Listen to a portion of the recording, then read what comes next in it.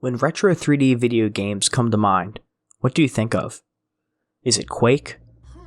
Minecraft? Doom? No matter how you see it, one game is always going to come to mind, and that game is Mario 64.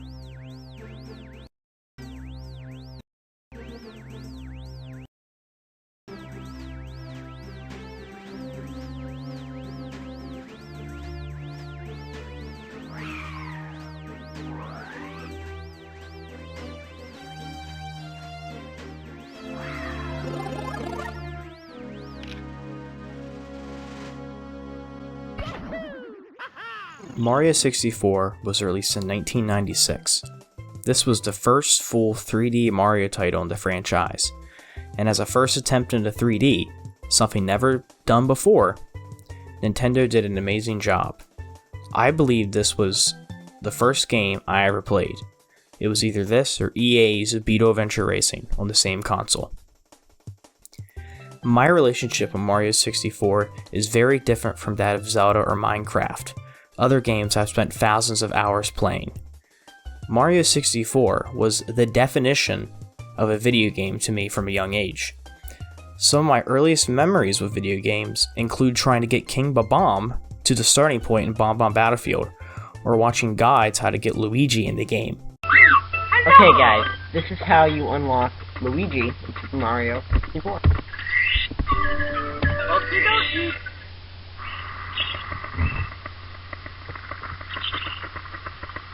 You ever wonder why you got the wing hat here? There's a reason. You have to beat the game, get all the stars, go up here.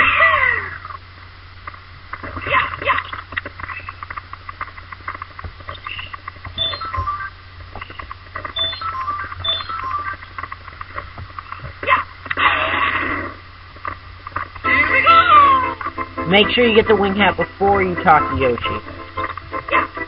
Come on, Yoshi, talk to me. There we go.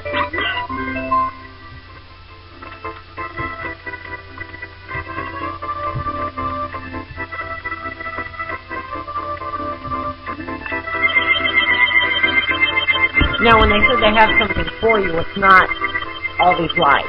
No, it's Luigi as a playable character. Of course, everything is the same, such as the Toad words calling you Mario and the little Mario light symbols, but trust me, it's really Luigi.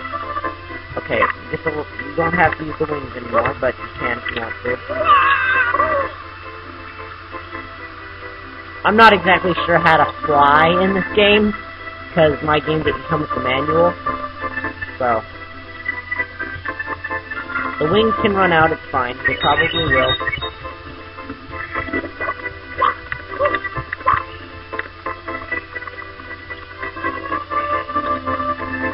Now don't go back in just yet. Go back in the cannon. And when you shoot, you should be Luigi.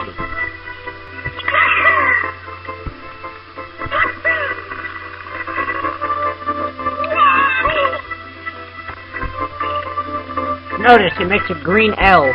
The power does. That's if you shot it correctly. You have to shoot a certain way to get Luigi. Also, I think you have to do a few other things, like, all these hidden levels, try to get all the coins, a bunch of stuff you have to do, but, it's worth it, really is. See? There's Luigi.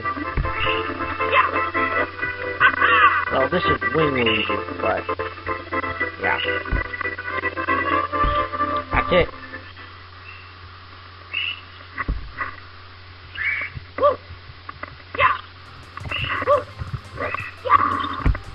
One such sentence comes to mind, L is real 2401, which kind of became true funny enough. With Zelda and Minecraft, these were games that were told to me by friends or the internet, where I was born with Mario 64 already in the house.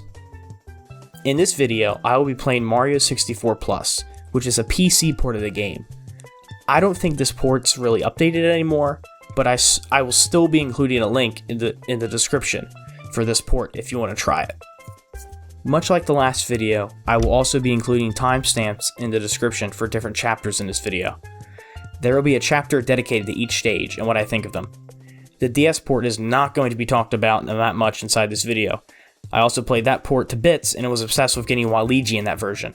That game is great on its own, but I'm going to be talking about the original in this video. I do love the DS port, but it's not for this video. Completely different game in my opinion. But there will be some thoughts about it in the end of the episode. So with that, on with the review. This segment will probably be repeated in all of my videos. I feel like a small history of the game I'll be talking about is pretty useful to know. As mentioned earlier, Mario 64 is the first 3D title in the Mario series, following Super Mario World on the SNES. Many people believe that Mario 64 first began development on the SNES with a Super Effects chip, but this wasn't the case. The chip itself was coded as the Super Mario Effects chip. This chip is most well known for its use in Star Fox. Looking at the beta footage of the game, it's obvious that the development process went through many different design choices, and eventually got to where we are today. The game was originally supposed to be like other Mario games with a flagpole ending, but the developers decided it would work better if it was like a collectathon instead. If this did happen, the game would look more like Super Mario 3D Land on a 3DS. The game consists of 15 stages and a hub world. The 15 stages are unique, for the most part, and offer a cool experience for each stage. There are no horrible stages in my opinion, but some are not as good as the others. With all that said, let's get into the game. The game opens with the 3D head of Mario, already showing off the graphics of the new console. If you hold one of the bumpers on the screen, you can play with Mario's face and also make pretty funny faces. Pressing start will lead you to the title select screen. There are 4 files you can choose from, and several buttons on the bottom of the screen that will bring you to different menus.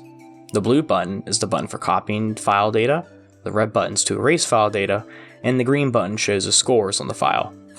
I don't know why, but the colors here are extremely calming, and I'd hate to take a dig at the DS version, but it's a much better version than that title screen. Once you select the file, you're given a short cutscene of a letter from Peach, telling Mario that he's baked a cake for you.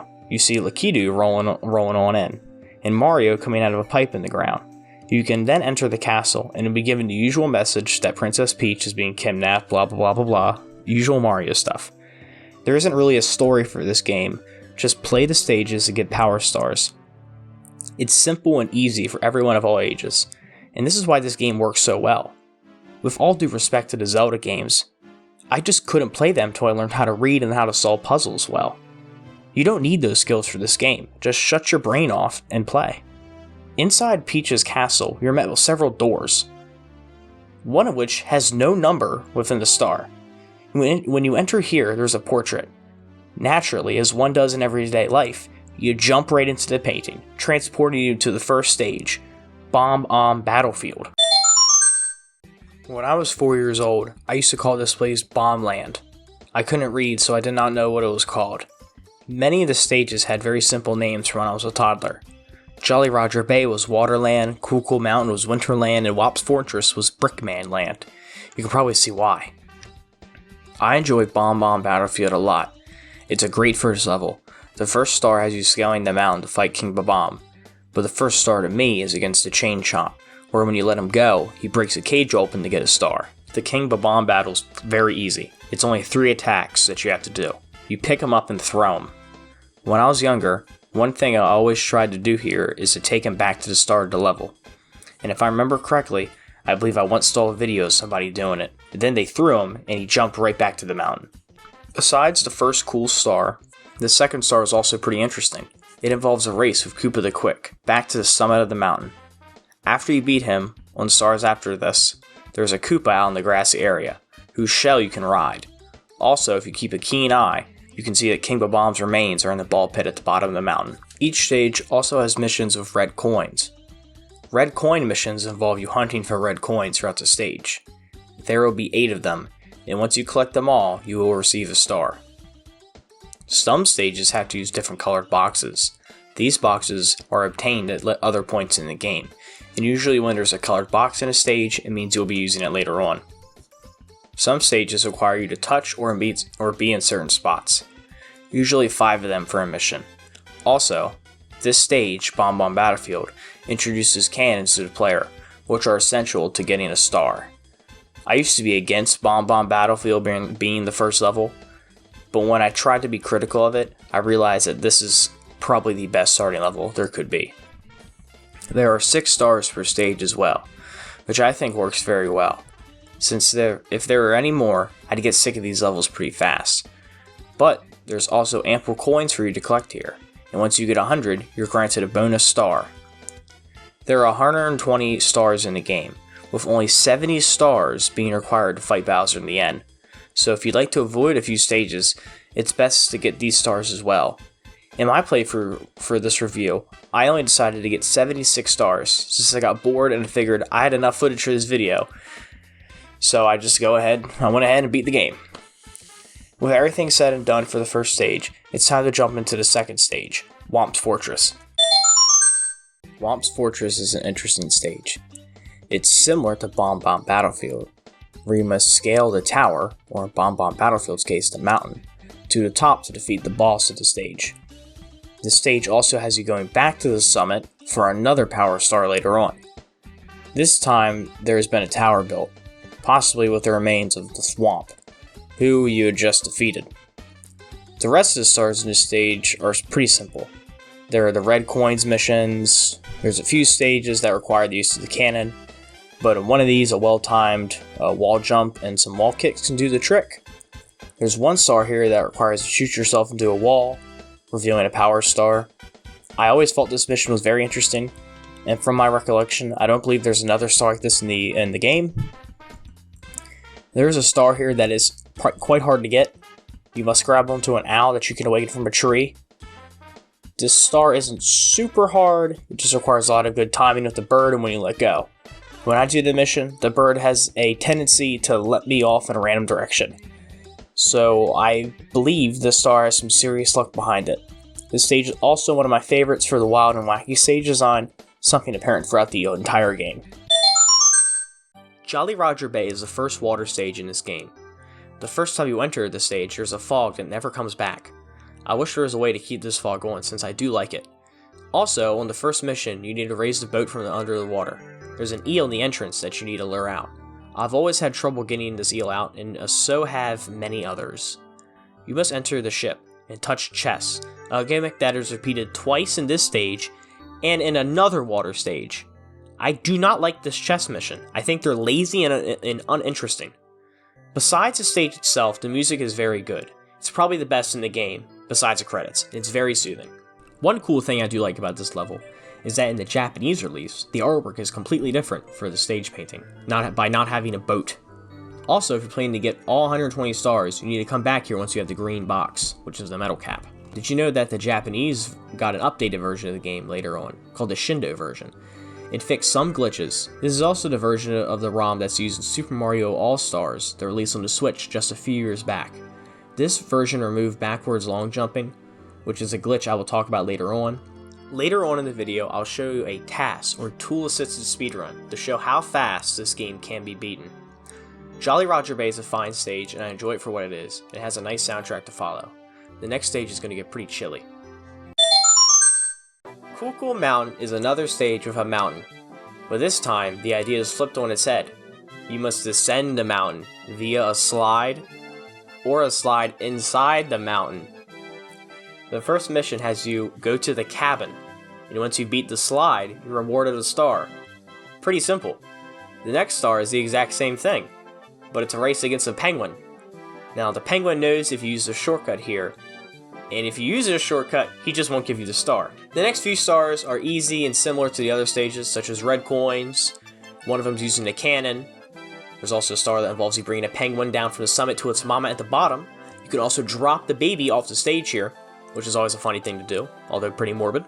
Now, the last part of the stage involves you using a cannon to get to a part of the stage that you cannot get to by normal means, where you need to use wall jumps and well-timed regular jumps to reach a star. Funny enough, you don't need the cannon at all for this part. What I do is I jump on the little spinny things that let Mario glide down to the area. The last star you can get pretty quickly, and it's fun to do as fast as possible. Cool Mnt's a pretty fun stage. It has an awesome setting, and I enjoy it for its fun, wintry music. I always thought the winter stages were really cool. but in my opinion, nothing beats Ice Cap Zone from Sonic 3 and Knuckles when it comes to cool winter stages. Enjoy the cool weather here, since the next stage isn't as friendly, or kind, or nice. Actually, it's quite terrifying, and to a little kid, it may scare the bejeebers out of them. Big Boo's Haunt is the first ghost house stage in the game. 3 of the stars here involve hunting down Boos and defeating King Boo, who's just a larger Boo. Did you know that the track for this stage isn't shared with any other of the stages? The theme of this stage is a haunted house. I think the stage is pretty interesting. Also, there's a killer piano here, and in the same room, you can skip the first Big Boo battle and get a few stars on the second floor. I think a lackluster star here is one where you have to go through the small library. It's similar to the chess type stars, and they're pretty boring. I typically get these stars out of the way first, since of how boring I think they are. Other than one lackluster star, it's a great stage. Also, if you're playing for 120 stars, you have to come back here once you get the blue box, since 1 star does require it. The way you enter the stage is also different from the rest so far. You have to defeat a Boo holding a bird cage, where the mansion is held. All this makes for an interesting and fun stage to play. Since I have not talked about any of the colored boxes yet, I think now is a good time to mention them. Once you get enough stars, in the main room there's a beaming light on the sun mirror on the floor. If you look up at it, it will bring you to the stage Wing Cap Mario over the Rainbow. There isn't much to this stage other than unlocking the Wing Cap. It's pretty easy as well for a secret star, with the 8 red coins in the air. There's also 2 secret stages inside the main room. The first is behind a 1-star door, and when you enter, it's a pretty boring room with 3 Peach windows. But if you enter the one on the right, you are transported to Peach's secret slide. You can get 2 stars here, one for beating the stage and the other for beating the stage in less than 20 seconds. The other secret stage is inside the Jolly Roger Bay room. To the right of the door, there's a hole in the wall. If you enter, you're transported into a secret aquarium with 8 red coins to collect. Now that everything's pretty much done for you, you can fight Bowser in the Dark World.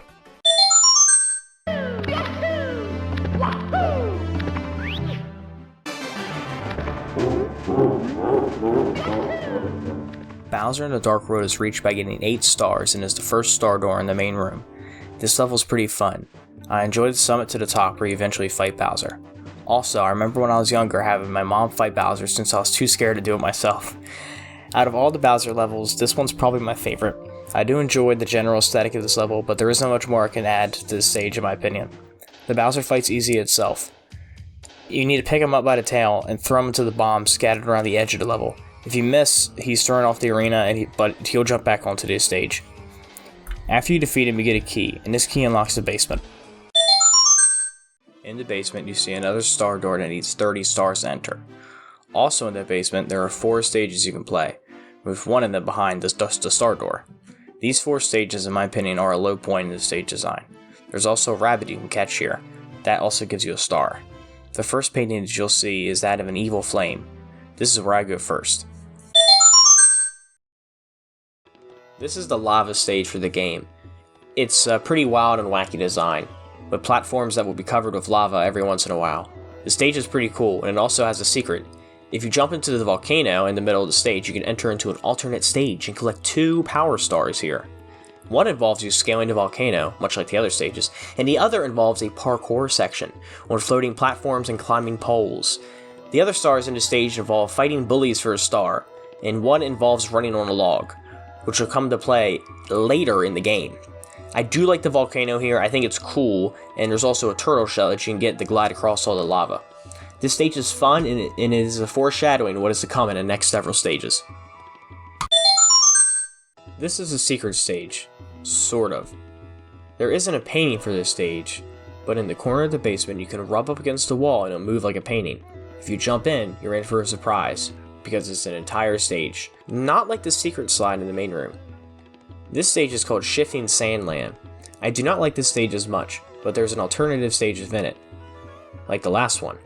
This is the pyramid. This pyramid contains 3 stars, which is good since I think the outside is rather boring. There is a boss battle here as well, against these hands, and they're not very hard to defeat, I think. The outside of these levels contain 3 stars, and 2 are not red coins. The first star is in the talons of the bird, which will steal your hat if you're not careful, and the other is on top of the pyramid, so nothing too special here, but it's also not a horrible stage, so I don't feel very bored playing this. After this stage, there's one more stage that I think is pretty cool, and it may be under the castle itself. The next stage is exactly how it sounds. It's a maze in a cave, with one section so hazy that you may die. There is a theory about this stage, about how it's a castle sewer system. It's gross, but it's pretty plausible. Some cool set pieces in the stage include the rolling rocks, the hazy maze, and the water creature in the bottommost cavern. This stage is also where you unlock the green box, the metal cap. Hazy Maze Cave stars are simple. The easiest and quickest, I think, is the rolling rocks area, where you can wall jump to the star. There's another that involves hanging from wires, and one that requires the metal cap. This stage is an interesting one and has good music, so that's a plus for it. The side stage for the metal cap was cool. I also love how it's implied that this is the source of the waterfall in the castle's courtyard. It gives a super connected feel to the world. Hazy Maze Cave is the last stage here that's not locked behind a star door, but there's one more to get. If you were wandering around the basement, you may have found a room filled with water, and at the end, there were two pillars. If you were to ground pound these two pillars, the water in the room would drain, and you could walk outside to the now drained moat outside Peach's castle. Running around out here, you'll find a hole in the ground. Now if you go in here, this takes you to another secret stage. Right at the end of it, you'll get the blue box, also called the invisibility cap. There are only a few stars that require this cap, and most of the ones I can think of are in underwater themed levels. Now that all the boxes have been obtained, and you have enough power stars, it's time to fight Bowser again. When you enter the star door, you realize that there's a wall of blue goo blocking a hole in the ground. This is the entrance to Dire Docks. This hallway is also infamous for being the hallway of the Wario apparition of the game. This is an extreme oversimplification of the concept, so if I skip major points, don't get mad.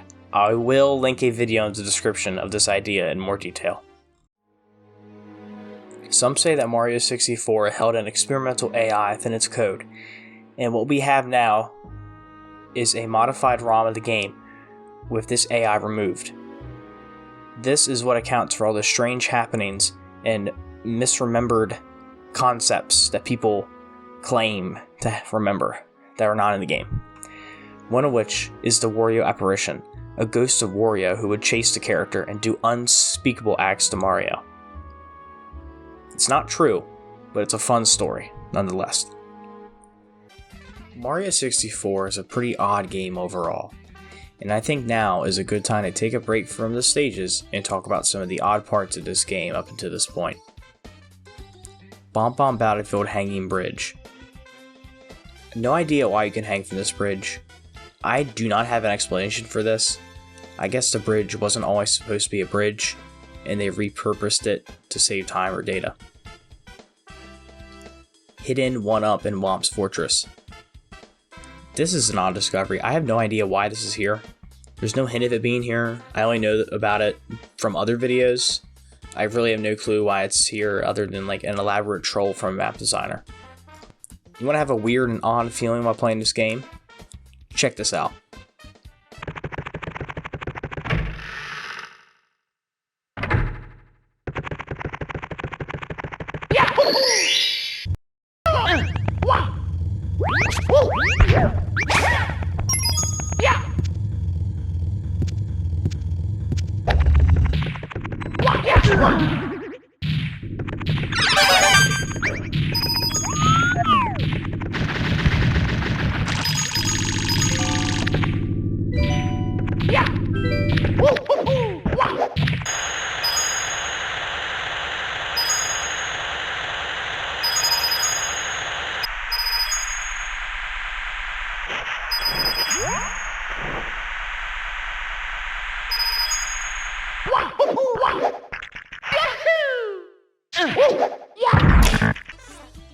If this had the effect I wanted it to, you should feel a bit uneasy or uncomfortable or scared or nervous. This game, without its joyful music, makes it feel like a complete creepypasta game. Also, something pretty cool you could do with the original game was kart tilting. This is something I had a lot of fun of when I was younger, so here's a clip from 2009 of kart tilting.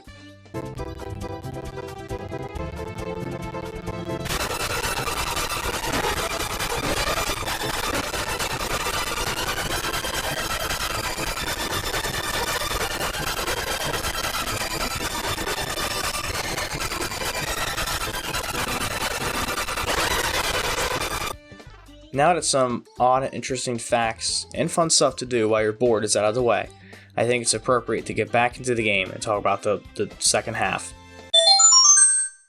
Dire Docks is the only required star for the game.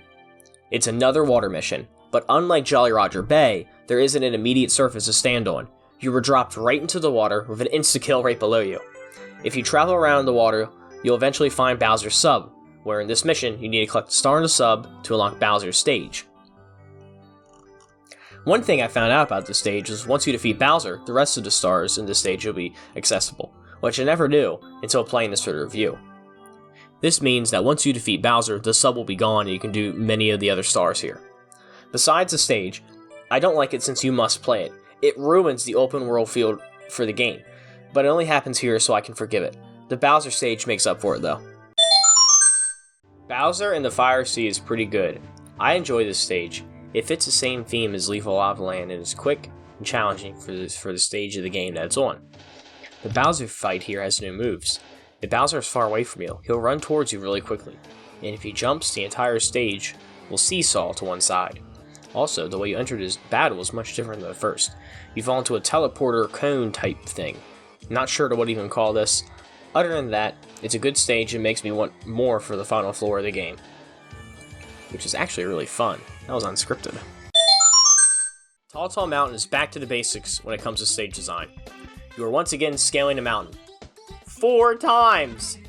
One of these stars involves a slide, once you're already almost at the top. The best way to describe this stage, I think, is a satire of the game's design as a whole. Long missions involving scaling a mountain while you're passing other stars as you do it, and or going down a slide to reach another star. Even the red coins require you to scale a mountain here as well. Another star here requires you to jump onto a ledge and shoot yourself out of a cannon at another star.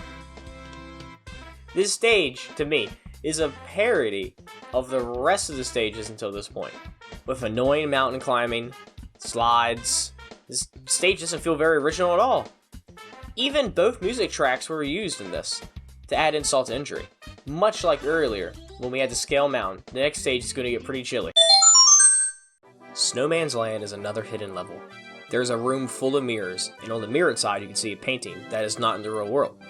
If you jump into the wall where the painting is, you'll be taken to Snowman's Land. This stage is rather interesting, and I cannot see myself replaying it.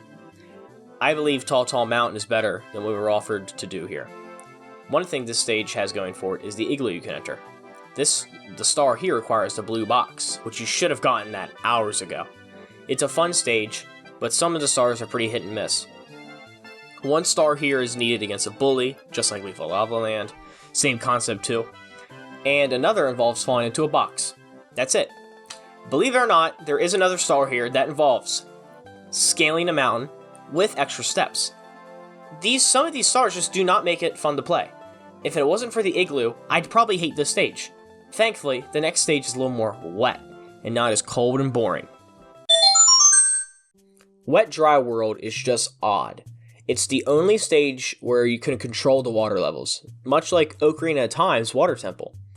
It also has a town, which, funny enough, has a texture that looks very similar to the door in Ocarina of Time. This isn't the only thing that's recycled from another game. The Ella's Real 2401 plaque is used in the Dongo's Cavern in Ocarina of Time. Just a fun fact. The skybox here is an edit of 2 places in the Middle East and Europe. It's the only skybox in the game with houses. It's a pretty cool stage. People say it makes them have negative emotions, but I think that's all BS. I've never felt anything strange in this level. I just thought it was cool. This is also one of 2 stages that change depending on how you enter it. If you enter the stage at a higher level, the water levels will be higher. Just something cool I learned while playing. There's also a depopulated town here, looking similar to early Hyrule Castle town from Zelda 64. This stage is fun. Most of the stars here can be completed quickly, the first being finished with a single long jump. Not much to say about the missions here, those are boring, but the general aesthetic of this level makes up for it. Tiny Huge Island is an amazing concept, and it has a fun boss. The level's gimmick is being able to control the size of the level. There are 2 ways to enter this level, with 2 paintings. One is massive and the other is pretty small. Going into the big painting makes the level huge and vice versa. This stage is awesome. Although you're scaling a mountain again, Something this game can't seem to escape, this level concept is really cool, and I enjoy the general aesthetic of it. It feels like a mix between Omb Battlefield and Whomp's Fortress, with the added twist of changing the scale of the level. How I always start these levels with small mode, and then getting where I need to go, and then entering the closest green pipe, which will transport you to the different scale, which in this case would be Big World, and then doing the star. One issue I have here is that some of the stars are right next to each other, and you have to climb the mountain about twice. But this isn't really much of an issue with being able to just fly by the level in small mode. I also think it would be pretty nice here if there was a regular size version of the map. It's not like it's not a make it or break it here, but I just think it would be pretty interesting. Now, if all the stages here are talked about, it's time to move on to the final two. The final star door needs 50 stars to pass through it. In here, there are 2 levels. They're also not very apparent that they are stages. If you fully finish the last 10 stages, then you can just skip these. There are 2 alcoves in the walls, and there's a clock. Going up to the clock will transport you into Tock Clock, where the Riz party is held. The 2 alcoves are different. One of them will take you to an actual stage, being Rainbow Ride, and the other being a secret star. I know I said it earlier, but there is no Riz party here. The meme is dead now anyway. Now, like every other stage of this game, it involves, well, I'll let you guess. We're scaling to the top of the stage, once again. So far, this is the 8th or 9th stage that involves scaling something, be it a tower, or more commonly, a mountain, for a star or 2. This is probably a stage I have played the least, this and Rainbow Ride. Rainbow Ride was just too hard for me when I was younger, but this feeling stuck with me. Tock Clock is interesting though, since you can change how fast the level operates at. Depending on when you enter the clock, this will decide how fast the clock runs, and it can also be set to a dead stop, or comically fast. There's also a random movement option, which I discovered while playing this review. I can't say much about this stage. I don't even recall getting a star for the review, but in years past I've had a lot of fun with it. This isn't a stage I avoid at all costs, but it's not really the best. Now our next stage is a very interesting one. It's called Rainbow Ride. Now Rainbow Ride is a complete mess of a stage, I think. Imagine you're a developer and you had some leftover space on the cartridge for an extra stage. And you also had all the unused stuff you couldn't use. So, you put all the wacky ideas and unused content into a single stage. The stage starts off with you riding a magic carpet. Floating islands with flames shooting out of it, flying mansions, flying boats. Practically everything is flying.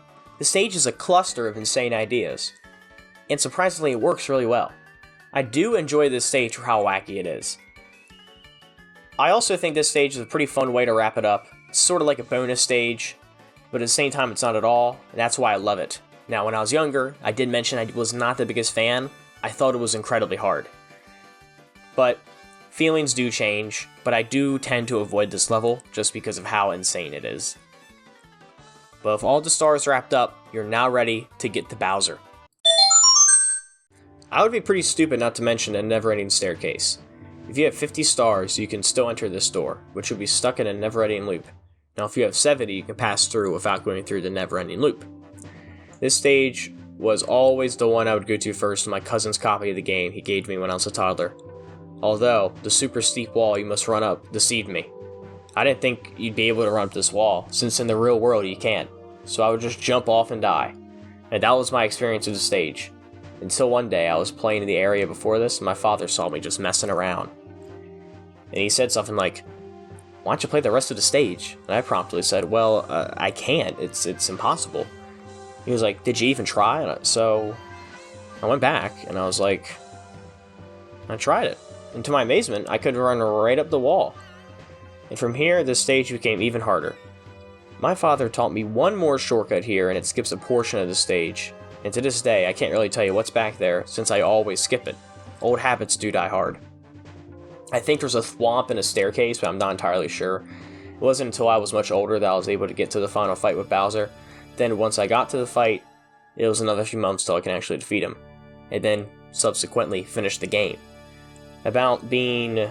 This happened when I was about 5 or 6, and after I beat Bowser, I promptly erased the save data on the cartridge.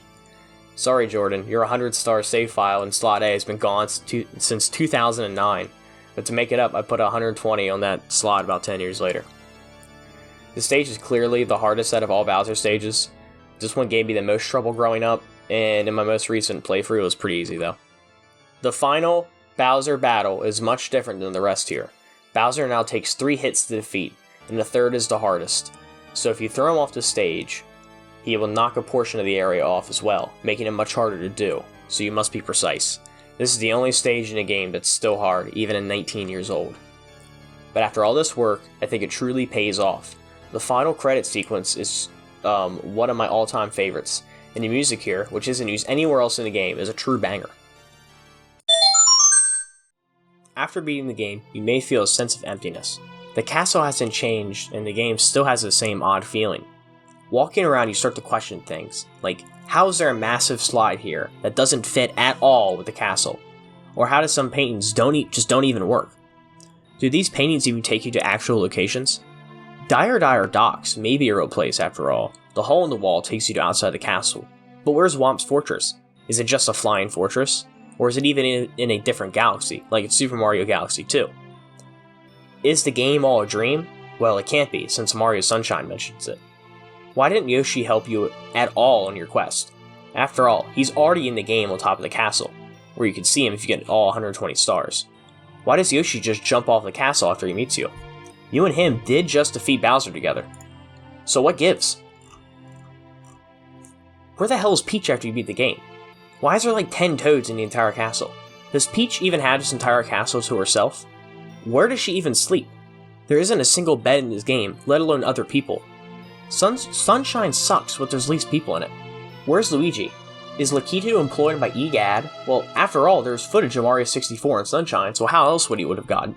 I doubt Lakitu's selling Mario footage, like some, Mario footage salesman. This game does bring up a lot of questions, which we don't get answers to, where we have to fill in the blanks. This entire game is a fever dream when you really think about it. Maybe one day I'll do videos talking about some of the questions brought up in this video. Now, with that said, what is the legacy of Mario 64? Well, its legacy is pretty good. When I think of Collectathon, I think of Mario 64. The Mario 64 moveset is iconic, and I also think this moveset's pretty perfect. The only complaint is wall kicks should be more like the modern games, but that's just a skill issue on my part, and you can mod this feature in any way. Even glitches from this game I like to do in other games, such as backwards long jumping, a crucial glitch used in speedrunning, and just for fun. The stages in this game are also iconic. Although some are repetitive, they are still fun and I feel good playing them. The legacy of this game still lives on in new and exciting ways to play it. Ideas such as zero A presses, parallel universes, and my favorite, speedrunning. I decided, much like in Majora's Mask video, which you haven't watched yet, do that, or if you did, watch it again, to do a live segment of the video. In this episode, I'm going to be commentating a speedrun. Now, I'm not summoning salt when it comes to speedruns, so this is going to be a very casual player's analysis of the run. Now, this is a tool-assisted speedrun, meaning someone wrote out each of the inputs on each frame, in theory, being a perfect speedrun. So I hope you enjoy this live studio analysis of the speedrun. Hello everybody, welcome back to Hello Skibbities, as I said in the last one. I think this form of concept, video, whatever, is going to be kind of apparent in every review, where I'm going to analyze something or do a live commentary. So I chose to do this on a speedrun, which I mentioned in the Jolly Roger Bay video, or I'm sorry, the Jolly Roger Bay segment. So this is from 2010, so this is quite old. I mean, I'm not big on the Super Mario 64 speedrunning, but I looked up I looked exactly into YouTube, Mario 64 fastest speedrun, and this is the first thing to pop up. This is done in 5 minutes and 34 seconds, so I guess I'm going to kind of commentate this as we watch. Now, I am no professional, but I know a good bit about Mario 64 glitches and stuff like that, so he's already getting into this. So, this is a blind watch. I'll just kind of like react and review as I do this. So, what he has going on here, we'll just skip the intro. So here it is. He already says it right here, 0 stars. He did this in 0 stars. This is, this is common to do this in 0 stars with a tool-assisted speedrun. For the longest time, I remember 16 stars being the limit. But that was, probably about a decade ago. remember I would watch these when I was very little. I remember seeing the backwards long jump when I was a young kid and thought it was really cool. So, and I don't think I've ever seen this speedrun, so I probably have. I mean, it is from 2010. There's a high chance I've seen this. It's just been so long. I mean, I don't remember every YouTube video, excuse me, I've ever watched. So, let's see what he does. He gets into this, and he's going to long jump, and he's going to avoid the Lakido trigger by jumping on there. You can see Lakido's still there. So he's in, and it looks like he's already doing a backwards long jump. I don't know what he's doing here. Okay. Okay. And he's in. He's already in the first the Bowser in the Dark World. So he's just giving everything. He's gonna go up that. I mean, this seems pretty basic. I've seen speedruns before like this. I mean, this looks, yeah. This is how great this game is. This is how not broken this game. I've never seen that trick before. Okay, and he's already inside the first stage. So here's the first Bowser battle. I've already talked about this in the video. Okay, I have not seen that before. Actually, yeah, I have. I think I actually tried that when I was a kid. When I was a child, I probably mentioned this in the video. I'm recording this much before I even write some of this. So, he already has the key. Okay. That was pretty quick. I mean, we're only 2 minutes into this run, and he already has the first key.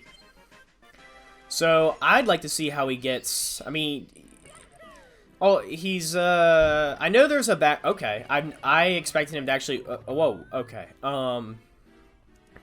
alright, I have never seen that thing done before, that's interesting. I assumed he was just gonna walk down there, and I guess he's gonna do the same thing here. Okay, okay, I've seen tricks like that before. So he's already here, okay. Alright, that's, I'm sorry for the low quality of the video, and, I mean, this was recorded in 2010. Okay, I've wall jump up there before. Alright. Okay. This is actually pretty impressive. I mean, alright. Ooh, I didn't even think you can do that. That's actually, and I guess he's just gonna go right into the, okay. Yeah, maybe I have seen this run before. I'm not sure. It's been such a long time since I've watched some of these. Alright. So we already have Bowser. And, I mean, he's gonna finish him off pretty quick since it only requires one shot. Oh, okay. Whoa, why is he already long? Okay. And this is a tool-assisted speedrun, so, I mean, it's gonna be like this. Okay. Alright, that was cool. He only got 2 coins. Last one he got 12. That was pretty interesting. You know, I think Mario 64 speedrun's a lot better than, like, Ocarina of Time, because Ocarina of Time has, like, wrong warp glitches, which, to me, that kind of takes out the immersion.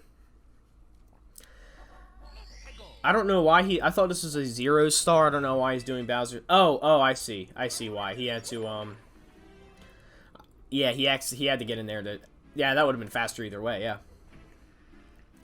So now, he's already up to the 3rd floor, and this, yep, I've seen that glitch before. I remember seeing that when I was, like 4 years old, and I thought that was really cool. And I've seen this before, and he's going to go up there, and this is the part you can actually backwards long up glitch, because this game, it will allow you to go up here, and the stairs would typically take forever. And he's already done that. Okay, that's pretty good. Alright, what else we got going on here? Okay. Alright. I've never seen that one before, and whoa, okay, I didn't expect that. Okay. I remember I would actually, when I used to play Mario Kart 7, I would just watch speedruns so I can, like, beat, like, all the Grand Prix. So, okay. This requires some skill, but this is a tool-assisted speedrun. So whoever, like, formulated all the inputs is incredibly intelligent. Sorry that's lagging so much and glitching. This is from 2010. I have to apologize. And he's already in the stage. Okay. And here's the final boss. I mean, this one does take 3 shots, so let's see how this one goes. Okay, and that was a perfect shot, which is expected of a task. So, let's see this perfect shot. Boom! Look at that. Oh God, I wish I could be able to do stuff like this. God, that is amazing. That's beautiful how he does that. That's amazing. That is downright beautiful. And here's the final power star. He only has 0 stars. And there we go. He just finished the entire speedrun in 5 minutes 34 seconds. That was pretty interesting. I like to say, so what I think about speedruns, so like if we go to some of these parts, like look at this. Who in 1996 ever thought that would be possible? That's just crazy to me. Let's just mute this. Whoa, okay. This is just a really cool speedrun, that's all I have to say. I mean, that's really all I can really give about this, so I hope you guys enjoy this speedrun analysis. Something new in the channel, and back on with the rest of the video. As you can see, speedrunning is a very interesting and cool concept, and can push the game to its absolute limits.